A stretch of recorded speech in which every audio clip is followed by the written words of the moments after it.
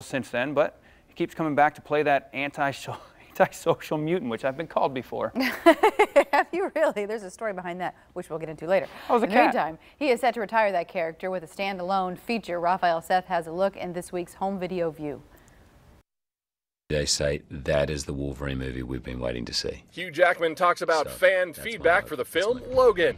This swan song for the Wolverine finds Jackman hiding out with Professor X near the Mexican border, but when a little girl with similar gifts finds the X-Men, Jackman learns he'll make any sacrifice to protect her. Water can be unforgiving when you're below the surface, fully clothed. Vin Diesel's most difficult stunt may have been holding his breath in XXX Return of Xander Cage. He comes back to the Extreme franchise 15 years after the original. Diesel's tracking some high-tech baddies who've seized control of the world's satellites, and he's got to take them down and look good doing it. The makeup was on their bodies and their legs because you couldn't put zombie makeup on their faces because they would just lick it off. Franchise cornerstones remember their favorite monsters in the extras for Resident Evil: The Final Chapter. This series finale brings Beast Basher Milla Jovovich back to the Hive, where she takes the fight to the Umbrella Corporation to save humanity. Tell me where you're really from. Men are from Mars in the space between us. This near-future romance features Asa Butterfield as the first human born in a Martian colony, but he yearns to go to Earth so he can find his father and meet cutie pie pen pal Britt Robertson. That's the video view. Raphael Seth, NBC News.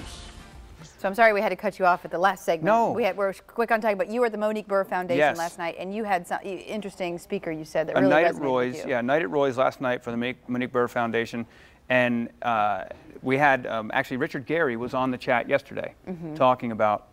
There's him right there. There's Richard Gary. He gave a 15-minute presentation talking about public and permanent, and his social media is right there at public and permanent. And what he talked about was how we, as this first generation of social media and this high-tech gadget in our hands that can do so many things, it's up to us, the next generations are going to learn from us on what we put out there. And he said, he made a comment about, wouldn't it be great to go back and get in the boat with Washington as he crosses the Delaware? Well, you can't do that. We can look at drawings and stuff, but guess what?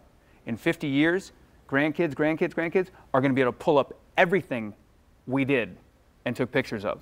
So he was saying, be careful and have that mindset that this is going to be there, forever. It's out there, whether they think so or not, especially like things like Snapchat, which he said last night, you think it's private. You think it's private, and he showed a simple little trick with just common sense that blew the minds of the 21-year-olds there that were like, oh my God. So anyway, really cool. Monique Burr Foundation, check them out and help them out. They're a great organization in our community. All right, see you later, everybody. Have a great afternoon. See you tomorrow.